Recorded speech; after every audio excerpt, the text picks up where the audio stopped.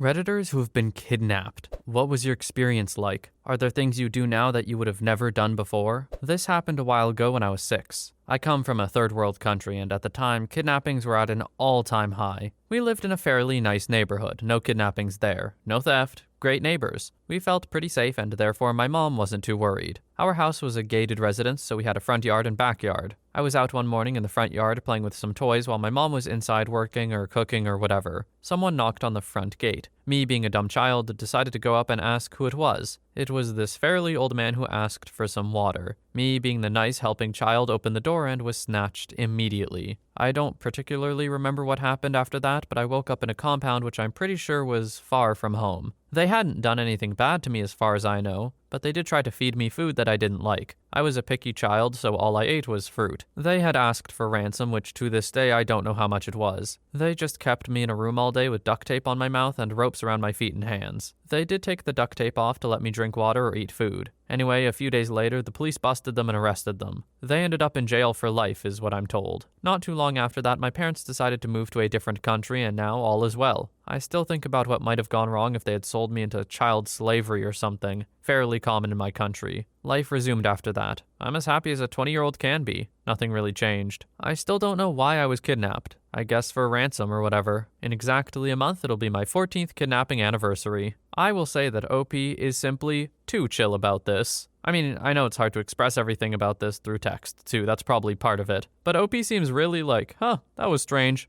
Anyway, story 2. When I was 20, I was stuck at a party with a heap of drunk idiots and fights started happening, so I wanted to go home. My phone died and I didn't have keys or my wallet on me, so I decided to walk home across town at midnight. I walked most of the way home when I came across a 30-year-old on a push bike who was chasing another man on a scooter up the road. Little did I know that he was trying to mug the other guy. I walked faster and kept my head down. The guy rode around the block on his bike, and when he knew I was alone, he jumped off his bike and dragged me into a bush at knife point. He tried to mug me, but when he realized I had nothing on me, he decided he would assault me instead. I convinced him that we would be busted at the side of the road and he should come home with me. We walked for what seemed like 40 minutes and he held me by the throat so I couldn't run. We got to a hill and I offered to push his bike for him as it looked heavy. I kept the bike between us. We got to the top and I saw a taxi at the bottom. I threw the bike at him and ran away screaming I was being assaulted. Blisters all over my feet, but I didn't care. All you care is about escaping. He ran away and, luckily, they got enough DNA evidence to catch him. He was recently sentenced to 12 years in jail. I was very lucky. Never walk alone at night. Story 3. When I was maybe 10 or 11, my neighbor kidnapped me. She was this single woman in her 50s who was always super nice to me. She was always on her porch and she would wave when I came home from school. Anyway, I was walking home from school and she was waving as usual, but this time she beckoned me over. I went up to her porch and she asked me if I wanted some meatloaf she made. I friggin' loved meatloaf and she seemed harmless, so I said yeah.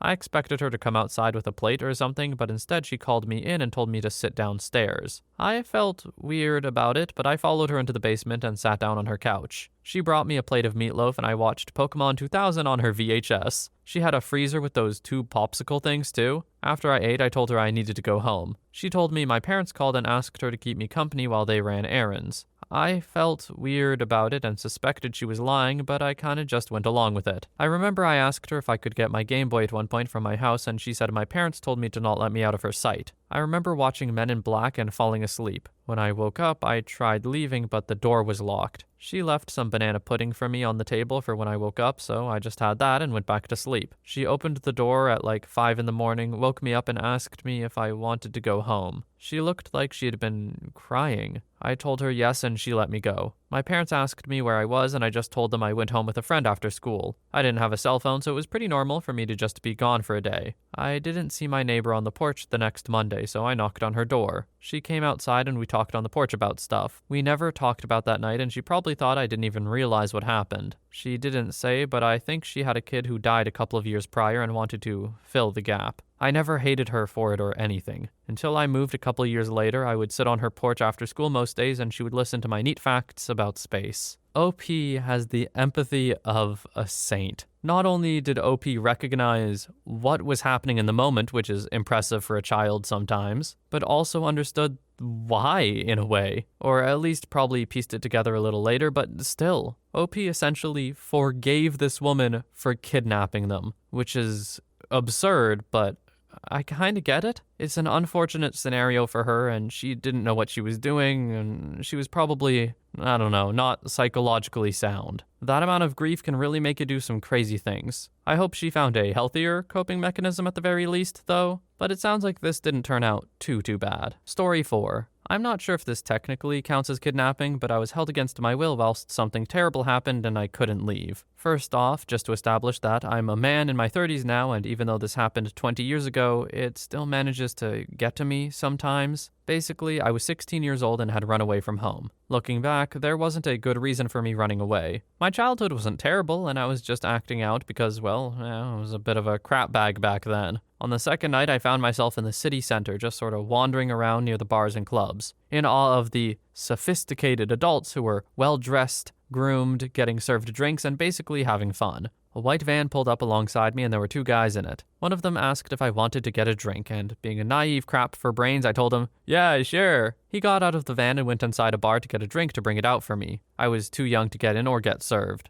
Even for a 16-year-old, I looked really young. Once he was inside the bar, my common sense kicked in, and sensing danger, I walked away. About half an hour goes by, and the same guy pulls up beside me. This time, he's in a car, and his friend is gone. I apologized for taking off and made up some excuse for why I did it, can't remember exactly what. He told me to not worry about it, and we started talking. He told me that he owns a fashion store, and if I wanted, he could get me kitted out at his shop and get me into some really good clubs. Because I was an idiot, I thought this sounded like a great idea, and I hopped into his car. We got to his store, and needless to say, it was not what he made it out to be. It was in a rough area of the city, and even before he pulled up the shutters, it was obvious it was some sort of cheap discount sportswear type place. I started to tell him that I changed my mind. He bundled me inside and pulled and locked the shutters behind us. He started to try and kiss me, and I said either I don't want to or I want to go. He grabbed the back of my hair really hard and pulled my head back and snarled, "Do you want to frickin' die? Is that what you want?" I had never been more scared in my life, and I don't think I have been since. Needless to say, he assaulted me, and it was brutal. The whole time, I was imagining that he was going to pull a knife out and end me whilst he was assaulting me. I don't know why I thought that, but it was a thought that I couldn't get out of my head, and it made the whole experience even more terrifying. Once it was all over, all I could think to do was be extra nice to him so maybe I could get out of there alive. He made some comments about having assaulted me, and I responded with something like, "What are you talking about? You didn't. I enjoyed it." I cringe at this now, and even though it was my survival tactic, I hate myself for saying it. Anyway, like I said, I was super nice and friendly to the point of normalizing what just happened, so he would trust me enough to let me go. I told him I was really hungry and asked if we could go get a burger. He said no, and this time I begged him and said I hadn't eaten in days. He reluctantly agreed, opened the door, and started to pull up the shutters. As soon as he did, I frickin' bolted as fast as I could and didn't look back. I returned home to my family shortly after that. Never told them what happened, though. Yeah, I'm very cautious and wary of people's motives now. I would never completely trust a stranger like I did back then, which isn't a bad thing, I guess. In a way, I was pretty lucky.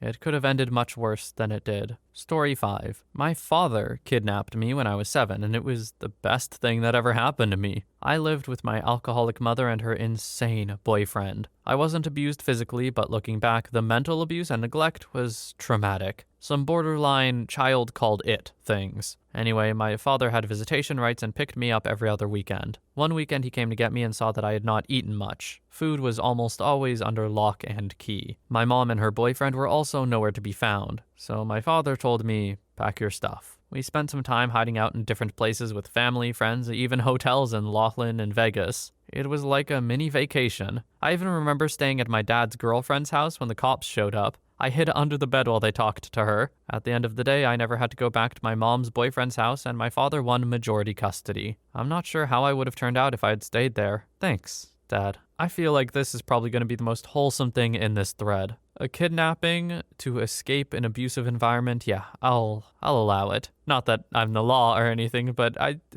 look, you get what I mean. Story 6. Not much like the other stories here, but my ex-boyfriend abducted me from my parents' home when I was 19, threw me in the trunk of his car and drove off. About 8 hours later, a lot happened in between, including me getting out of the trunk and into the back seat. The police spotted his car and engaged in a high-speed pursuit. He crashed into a tree, served about 4 years, and is out with a wife and 3 kids now. It didn't affect me as much as people expected it to, and I haven't really changed anything in my life because of it. It happened in the past, and that's how I view it. Story 7. My sisters and I were kidnapped by our father father repeatedly between the ages of 2 and 4. He would take us from our mother. She had brain damage and a serious drug problem, beat us if we made noise, and lock us in a closet and forget to feed us for days at a time. Each kidnapping lasted between 2 weeks and 6 months, depending on how long it took my mother to realize we were gone and ask for help. He was a very scary man. He just wanted money from the state, food stamps and welfare. He also would try to get money out of my maternal grandmother. In fact, she's the only reason the cops kept getting involved and trying to locate him. She had money and influence and used it. I don't remember much because I was so young, but I remember being scared and in pain and a uniformed cop opening a door and letting light in.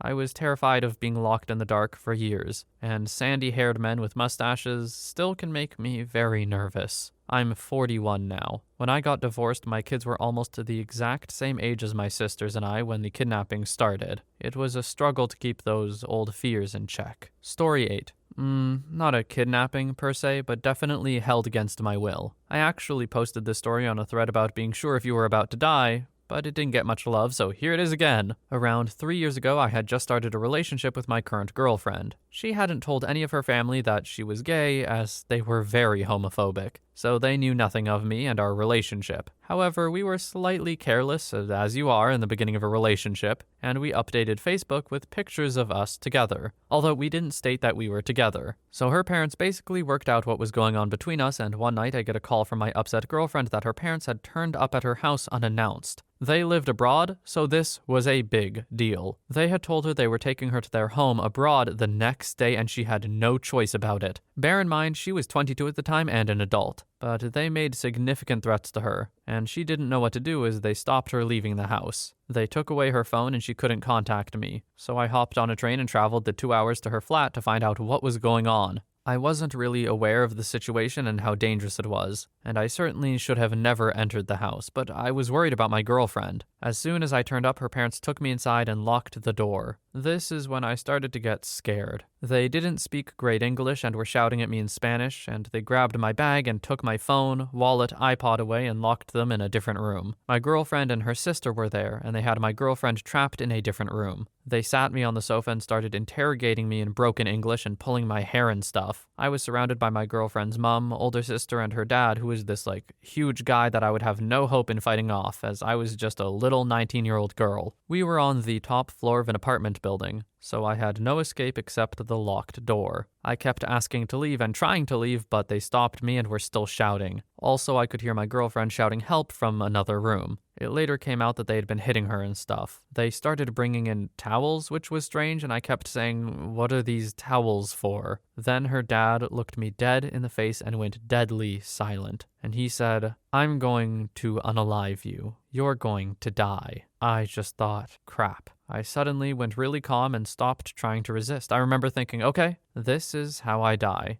And I was very calm. I started thinking how they would get rid of my body, I don't know why, and how my parents would find out, or if they ever would, and that no one knew I was there. I also started becoming really sarcastic to whatever they said, as I knew I was completely overpowered. Oh, and I remember that I really needed to pee, and for some reason this became the only thought in my head. It's like when you're being kidnapped, there's never a good time to ask for the toilet, and I wanted to die with some dignity, I guess. So I kept asking to use the toilet, and for some reason they said yes, but I had to be watched, so that was humiliating. Anyway, whilst they were distracted by the whole toilet thing, my girlfriend found where they had hidden my phone, and she managed to get out of the front door and ran away. Her mom and dad chased her, but she hid, she told me this later, and she called the police. And they came and saved me, thank God. They denied the whole plan to unalive me thing when the police got there, even pretended they didn't speak English. In terms of what I wouldn't do now, I've been very careful about knowing my exits. I'm a mental health nurse and have to visit patients' homes often, so it comes in handy at work too. I am wary as hell around my partner's family now, who I still have to see a couple of times a year and pretend they didn't try to unalive me. Story 9. I was kidnapped in February of this year by a local gang and held for 95 days. Sunlight, and real food are what I missed most. The gang had broken into my home last year and stole about 30 to 40 grand, so the leader thought they could get another payday by doing it again this year. Except this year they only found about $1,500 and some weed. I was let free after 95 days. tiny 5 days of being treated like an animal humbles a person. I've changed a lot. I started 2 legitimate businesses as soon as I was let free. I'm going to leave this country at the end of the year, hopefully. Otherwise, I'm positive this gang will come back for a 3rd time. No reason they won't if they've already come twice. And I'm afraid of what might happen the 3rd time. Story 10. My mother kidnapped me. My parents were in the middle of an ugly divorce and my mom was a stay-at-home mom. Since she depended on my father for money, she assumed she would lose me in the custody battle. My mother is a dual Canadian and American citizen and my father is American. So one day when my dad was at work, she didn't send me to school. She took me from the USA to Canada. There was nothing my dad could do because we weren't in the US. It was several months before my mom decided to do the right thing and go back to the States. By that time, my dad had lawyered up so well that she basically lost all rights to parenting me. This happened when I was 6 or 7. My mother ended up moving back to Canada to be with her family. If I could go back, I would have begged my mom not to return to the States. What the courts didn't care to hear was that my dad was a functional alcoholic. He was abusive in every way. When my parents divorced, my mom couldn't afford to live in the US, so I was raised by my abusive father for another decade until I moved out at 17. He had me too terrified to tell anyone, just like my mom was. I'm now 28 and trying to build positive relationships with both my parents, now that I've forgiven both of them. OP, you must have done some crazy growing to want to have a positive relationship with both of your parents. Dad sounds like a nightmare. Mom, I understand. That must have been so hard for her. Because, hey, maybe she could have gotten away with it scot-free by just keeping you in Canada. But it is a large mental burden, I'm sure. Because you did kidnap a child. It sounds rough, but OP, it sounds like you're doing pretty well for yourself, and I'm proud of you. Story 11. So back when I was around 7 or 8, my family went to visit our home country of Pakistan. Anytime anyone from the US comes and visits, it's kind of a big deal depending on where you're going. Where we visited was a small village of maybe 200 or so people, and so word gets out fast that rich Americans are coming. This makes us targets, as people believe we come with pockets full of treasures and gold and money. Anyway, I'm with my cousin who at the time was also 8 at a sketchy frickin' arcade place. Sketchy because it only had like 3 games and it was located in the back of a beat-up mini-store. So I'm playing and my cousin tells me it's time to go, but I was so into it that I didn't want to. He leaves and I stayed. As I'm playing, these 2 guys come into the arcade room and just start watching me play and giving me comments on how good I was. And when I responded back, I responded in English and not the native language of Punjabi. So they knew I was an American. Next thing I know, they grab me by the hands and tell me to come with them. All I remember was crying while they dragged me into the daylight in front of the other people to some house. Once at the location, an old lady, who I assume was their mother, was frantic as hell, asking who I am, why I'm there, and why I'm crying. The guys told her to pretty much shut the hell up, and threw me into a room. I remember just standing at the door of the room and banging and crying for what seemed like hours, and every now and then they would tell me to shut up or they would hurt me, but I kept crying and banging. After what seemed like many hours, the woman/mom opened the door and told me to run home. I booked so fast out of there, but I had no freaking clue where I was. I just ran. And whenever I would see a kid or a woman, I would ask where the arcade was because I knew how to get home from there. Pakistan is notorious for what they do to little kids, especially young boys. Young boys are used for intimate and trafficking purposes. So reflecting back on this incident, I would say I was one lucky kid, because God knows where I'd be today. Shout out to whoever the woman was who freed OP. It must be heartbreaking because I assume that she knew the boys who were doing this, to know that these people who are close to you, if they're sons or whatever, are just terrible people, but I am really glad she made the right choice and helped OP out. Story 12. I was 5 years old. A neighbor called me in while I was in my front yard playing. He locked me in his basement for 4 months, tortured me with a knife and a saw, and assaulted me daily. I don't really remember most of it. I remember on the day that the police came, I heard sirens and him screaming. He came downstairs with the saw and tried to cut my arm off until they grabbed him. I remember that after a while I had no idea what time of day it was ever, and that when I went outside, the sun really hurt my skin. I barely sleep. I've gone to therapy and physical therapy my entire life. My intimate life has gone from being very into bondage, sadism, control, etc. to being completely ace in big swings all the time. I'm paranoid in relationships, and they usually end because I can't keep myself together. Fortunately, I've gotten sober, have a good support network, and found meditation, which turned my life around. For reference, I'm male, but I don't want to say how old I am, so I can't be identified. That is A brutal one to end it on, although it's about kidnappings, so I can't expect them all to be so cheery and sunshine and rainbows. At the very least, I'm glad that OP seems to have gotten the help he needs. What an absurdly traumatic thing to go through so young. Really, my heart goes out to everyone in this thread because, I don't know, just being kidnapped obviously isn't a good experience. I guess unless it's like that one story where your family member is saving you from an abusive other parent. I guess there were 2 stories like that actually, so not a bad ratio. Anyway, on that note, I hope you enjoyed the video. I also hope you have a wonderful day or night, wherever you are. I will see you in the next one.